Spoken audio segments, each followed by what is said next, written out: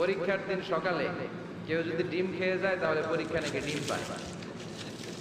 এটা ভুয়া কথা, ডাহা মিথ্যা। আমি সব সময় ফাইনাল পরীক্ষার দিন সকালে ডিম খেয়ে যেতাম আর পরীক্ষা দিয়ে ফার্স্ট হয়ে যেতাম। এজন্য ডিম খেয়ে গেলে কেউ ডিম পায় না। আমরা বিশ্বাস করি খাইরিহি ওয়া শাররিহি মিনাল্লাহি, ভালো হোক মন্দ হোক করে কে? যাদের হৃদয়ে আছে আল্লাহর ভয়, তারা কবু পথ ভুলে যায় না। আল্লাহর প্রেম ছাড়া এই দুনিয়ায় কারো কাছে কোনো কিছু চায় না। রাতের আধার